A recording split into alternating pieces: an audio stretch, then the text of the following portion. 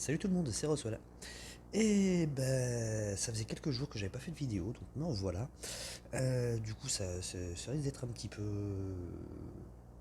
peu fourni comme vidéo. On va faire un petit point sur sur les nouvelles formations, voir un petit peu je vais vous dire un petit peu ce que j'en pense, que si d'après moi c'est une bonne chose, une mauvaise chose, etc. Ce que ça peut changer. Donc, autant de pas tourner autour du pot, je pense que c'est une très bonne chose. C'est une très bonne chose parce que ça va apporter un petit peu de variété dans le jeu. Ça va changer beaucoup de choses, vraiment beaucoup de choses. Certains personnages vont prendre de l'importance. Euh, c'est Voilà, il y avait une certaine redondance dans le jeu, hein. On avait tendance à avoir tout le temps, toujours affaire aux mêmes formations et donc aux mêmes héros aussi. C'est ce qui fait qu'honnêtement, ça devenait limite un petit peu chiant. Et bah, du coup, ces nouvelles formations vont vraiment apporter pas mal de variété. Ça va apporter de nouvelles façons d'attaquer, de nouvelles façons de concevoir une défense. Et vraiment, ça va faire du bien. Ça va faire du bien. Maintenant, le problème, c'est que euh, on va certainement se retrouver face à une méta qui va ressortir, et revenir un petit peu encore dans ce côté redondant, à retrouver un petit peu les mêmes équipes. On va aller voir un petit peu ce que donnent les formations aujourd'hui. Non, d'abord, avant ça, je veux dire ce que moi je pense des formations. Il est là. Donc, pour moi, les formations, donc là en ce moment, ce que je fais, c'est que j'hésite entre deux formations et je vais faire une semaine de test sur une formation et une semaine de test sur une autre et voir un petit peu laquelle je préfère. Le problème, c'est que on verra après, mais j'ai un petit peu de mal. Donc, les deux formations pour moi qui ressortent vraiment, c'est celle-ci, la inversée et la double. Pour moi, ce sont vraiment les deux meilleures formations. Clairement, c'est très difficile à gérer tout ça, et c'est vraiment les deux qui ressortent d'après moi. La double inversée ne change au final pas tant de choses que ça.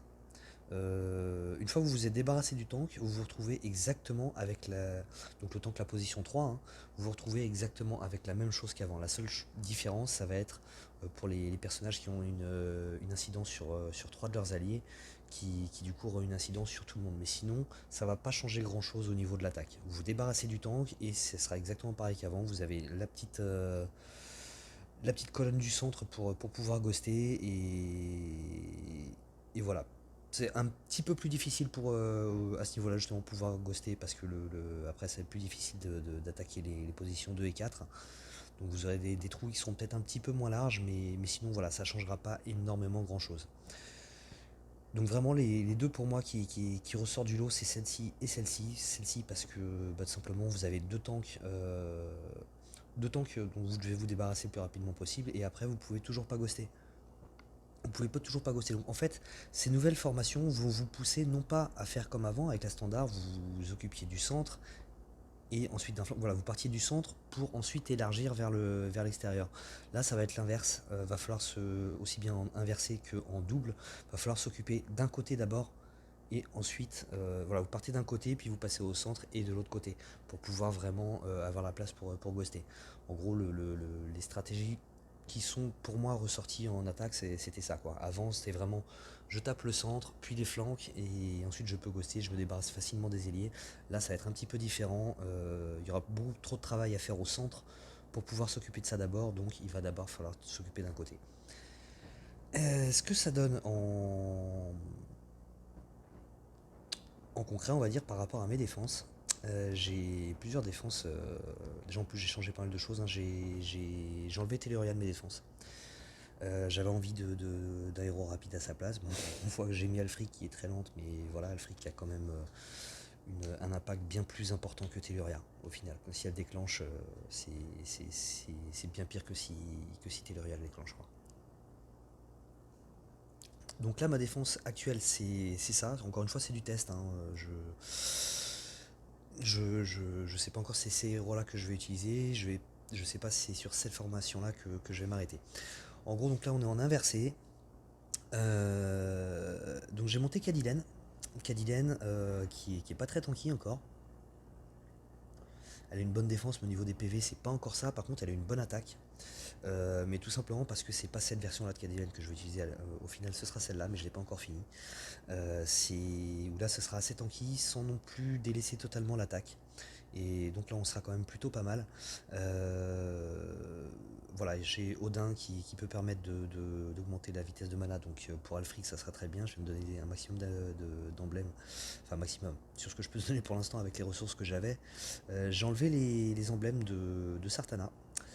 J'ai beaucoup hésité, ça m'a beaucoup embêté parce que Sartana a besoin des emblèmes pour avoir une bonne stat d'attaque.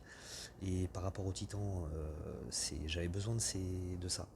Maintenant, j'ai fini par me décider à l'enlever, puisque parallèlement, j'ai totalement enlevé les emblèmes de Teleria pour les donner à Clarissa et rattraper un petit peu le manque d'emblèmes d'attaque, enfin le manque de stats d'attaque que j'ai sur Sartana, le remettre un petit peu sur Clarissa. C'est pareil, elle va prendre encore un petit peu, mais pour l'instant, mes ressources ne me permettent pas d'augmenter plus que ça.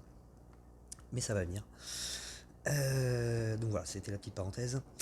Donc voilà, ça c'est ma défense actuelle pour l'instant. Donc en attendant d'avoir fini le costume de Cadillac, et on va voir un petit peu les stats que je vais pouvoir donner à Cadillac. Hop, voilà, Cadillac costumé, elle aura ça comme stat. Donc 743 en attaque, 908 en défense et 1619 en PV. On est plutôt pas mal. J'aurais pu donner plus de défense et moins de PV, mais je pense qu'aujourd'hui, faut être un petit peu plus équilibré que ce que ça a été par le passé. Au niveau des stats défensifs pour un tank, tout simplement parce qu'il y a énormément de dots et les dots ne prennent pas compte de la stat défensive. Ça vous enlève un certain nombre de points de PV et points barres. Donc il vaut mieux avoir quand même aussi beaucoup de PV. Donc j'ai un petit peu équilibré à ce niveau-là. Je suis à 908 en défense, enfin je serai à 908 en défense, qui reste plutôt pas mal, et 1619 en PV. Donc voilà, ça reste un petit peu plus équilibré. Et au niveau de la stat d'attaque, c'est pas nul quand on est à 743, c'est quand même plutôt raisonnable. Donc c'est plutôt pas mal. Et du coup, ce que je vais faire, c'est que je vais utiliser la Cadillac non costumée en attaque, puisqu'on voit que là, elle est à 782 en stade d'attaque. C'est plutôt pas mal, et ça fera du bien pour les titans. Mon équipe verte, d'un coup, devient beaucoup plus forte que ce qu'elle était jusque-là. Donc voilà. Donc voilà, la défense inversée, pour l'instant c'est celle-là, elle peut éventuellement être amenée à changer. Je vais faire des tests pour voir exactement quels sont les héros que je vais mettre dans quel ordre. Ce sera plus ou moins ça. Vous voyez là que j'ai pas mal de gemmes, je suis un petit peu lâché ces derniers temps, même si j'avais dit que j'arrêtais les grosses invoques. Je vais quand même en faire sur Valhalla, parce que j'ai envie d'essayer de choper une Freya ou une Bera. En soi, j'aurais une préférence pour Freya en termes de perso, parce que vraiment j'adore ce héros. Mais par rapport aux emblèmes, il vaudrait mieux que j'ai Freya, tout simplement parce que du coup les emblèmes de druide sont sur Cadillac, et Freya est druide, donc je pourrais pas lui donner d'emblème, donc ce serait embêtant. Donc si je pouvais tomber sur une petite Bera, ce serait bien. Ça m'arrache un peu la gueule de le faire, mais j'enlèverai une partie en tout cas des emblèmes de Drakefang pour les donner à Bera, et en faire un vrai tank possible. Ensuite, l'autre possibilité de défense que j'aurais, ce serait celle-là. Donc celle-ci, elle est en double.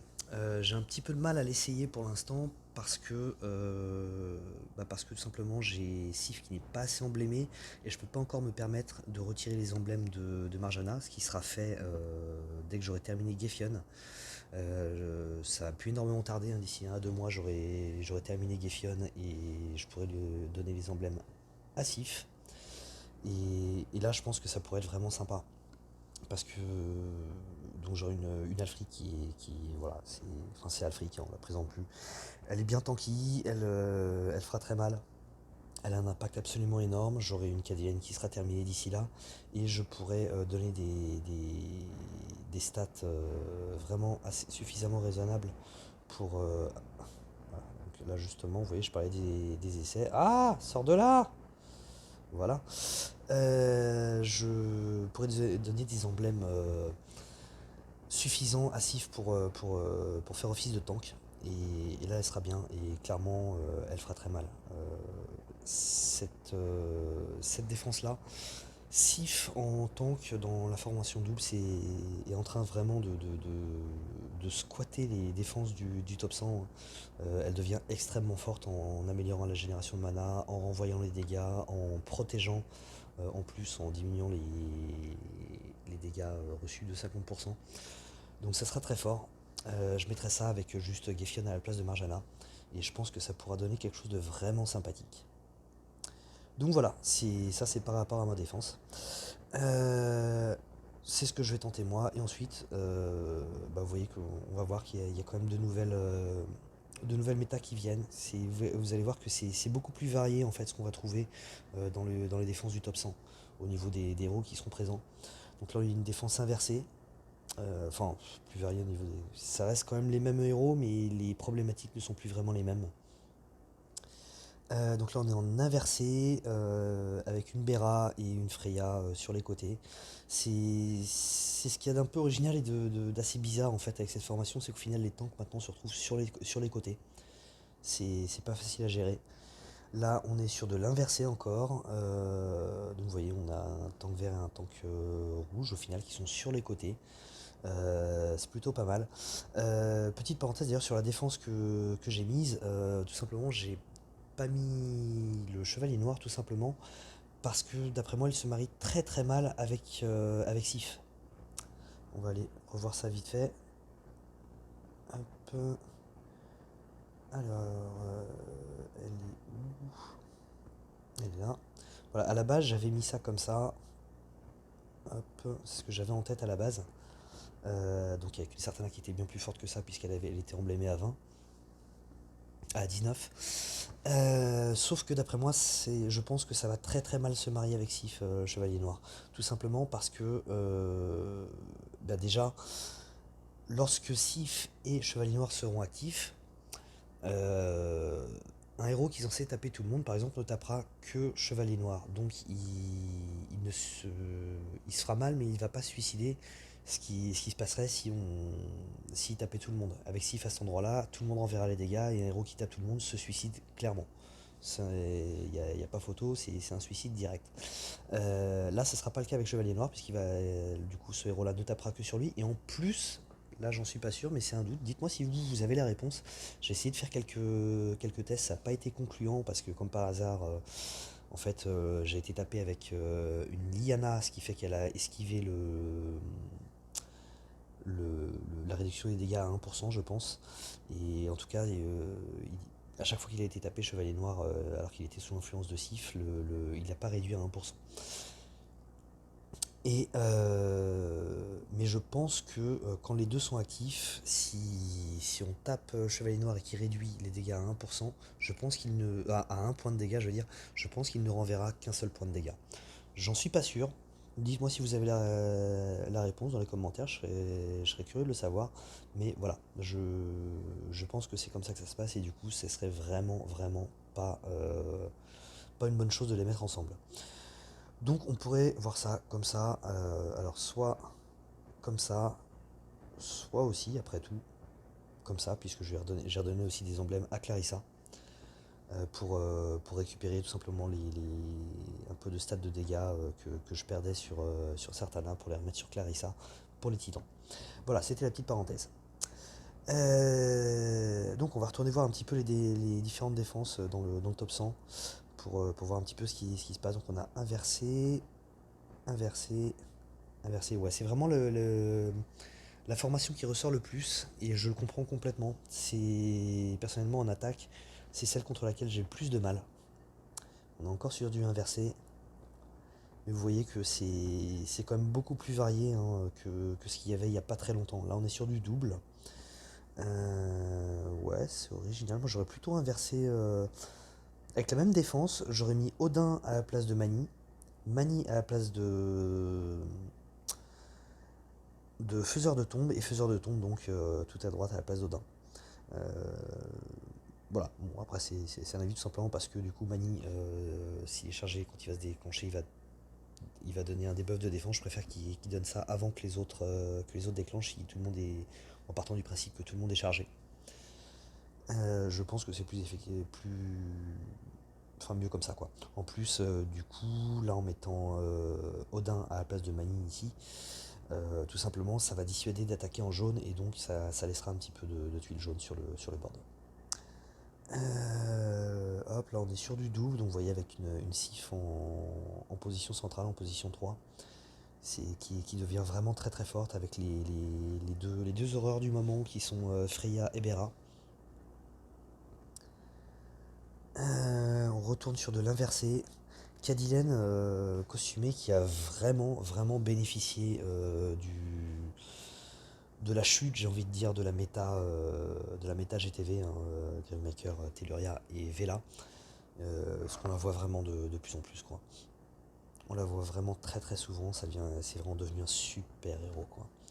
Là, on est encore sur du inversé. C'est marrant ça, c'est un petit peu ça ressemble un peu à la méta qu'on pouvait voir juste avant qu'ils sortent les nouvelles formations. Simplement là on trouve un Krampus à la place d'un Finlay par exemple. Ça va être dur. Ça garde les avantages qu'il y avait sur l'ancienne formation, sur l'ancienne méta, donc rouge avec un tank rouge avec Frigg et Odin sur les flancs. Mais en plus voilà avec tout le problème qu'implique la formation inversée. La formation inversée en fait est déjà un problème en soi sur le puzzle, donc en plus avec cette Frigg et ce Odin qui vous complique énormément la formation la gestion du puzzle, c'est assez énorme. Du double encore, voilà. Vous voyez vraiment ces doubles et inversés qui ressortent dans les formations du moment. Et je trouve ça normal. C'est vraiment pour moi les deux meilleures formations possibles. Donc voilà, c'est tout ce que je veux en dire pour l'instant. Vraiment, je pense que c'est vraiment une. Enfin, il y a quand même un petit côté mitigé, hein. C'est une très bonne addition, je trouve, ces formations. Ça apporte de la variété au jeu. Maintenant, ça va devenir, je pense, encore plus dur que ça ne l'était pour l'attaque. Clairement, ça complique encore la tâche de l'attaque. Ça va être difficile. C'est maintenant, peut-être, ça devient plus tactique en fait. Ça fait que le jeu devient beaucoup plus tactique, à mon avis. Et sans doute que le puzzle aura moins d'impact en soi. Euh, alors, c'est là aussi il y a un bémol. Un bon puzzle aura moins d'impact. Un mauvais puzzle, de toute façon, ce sera mort pour l'attaque, vous aurez perdu, comme c'était déjà le cas avant. Maintenant, c'est pas parce que vous avez un bon puzzle que vous allez gagner. Donc c'est vraiment l'attaque qui va en prendre un coup avec ces nouvelles formations. Donc à voir sur la longueur si ça devient pas chiant au final. Mais voilà, pour faire un premier bilan, je dirais que c'est vraiment une bonne chose. Encore une fois, ça va apporter de la variété au jeu et je pense que le jeu en avait vraiment besoin. Donc c'est cool. Moi, ça m'a donné un petit peu encore ça m'a remotivé un petit peu pour les raids, à en faire un maximum, essayer de m'entraîner un petit peu contre ces formations qui sont vraiment difficiles à gérer. Maintenant, est-ce que ça va pas devenir un petit peu lassant de se casser les dents sur des formations qui deviennent ingérables. Euh, la formation double, j'ai peur que j'ai. Enfin, quoi que non. Je sais pas, je sais pas si ça va donner s'il va pas y avoir des nerfs de perso ou ce genre de choses là. Puisque, encore une fois, une Sif devient vraiment un personnage, mais extrêmement fort sur une formation double. La formation inversée est très très forte en soi. C'est vraiment compliqué. Vous avez moins de. En gros, ce qui se passait avant sur une formation standard. Hop, on va aller revoir ça vite fait. Hop, sur une formation standard, c'est que vous aviez 3 tuiles pour vous débarrasser du tank dès le départ. Et ensuite pour les autres, vous aviez 2 tuiles. Donc vous débarrassiez du tank, vous aviez 3 colonnes en fait sous le tank pour pouvoir vous en débarrasser assez rapidement. Ensuite vous aviez une fois qu'il n'y avait plus le tank, vous aviez 2 tuiles sous chacun des flancs et 2 tuiles sous chacune des ailes quand vous étiez débarrassé des flancs. Ça sera plus le cas maintenant. Avec la formation inversée, vous avez 2 tuiles disponibles sous les 2 tanks, j'ai envie de dire, les positions 1 et 5, pour vous en débarrasser, mais du coup c'est plus difficile de s'en débarrasser.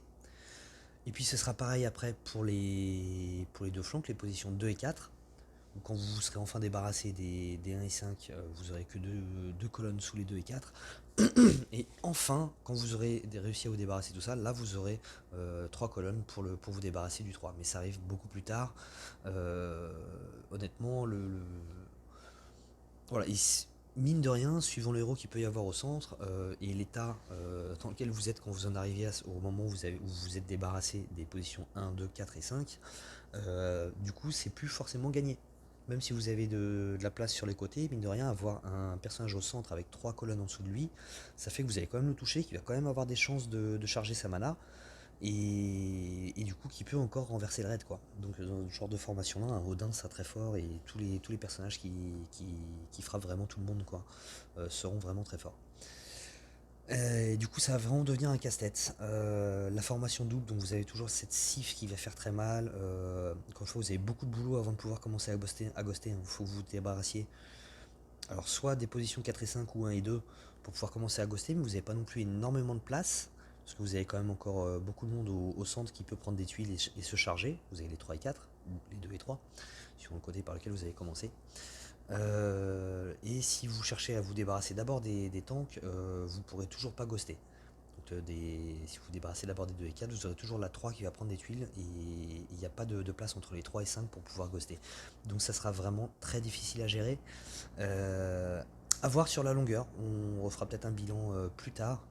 Euh, voilà, pour le simple fait que ça apporte vraiment une variété au jeu, je trouve que c'est vraiment une bonne chose. Il y a vraiment, moi ça m'a vraiment apporté une certaine émulation, j'ai envie de dire, et un certain attrait là-dessus à essayer de repenser un petit peu les synergies, etc.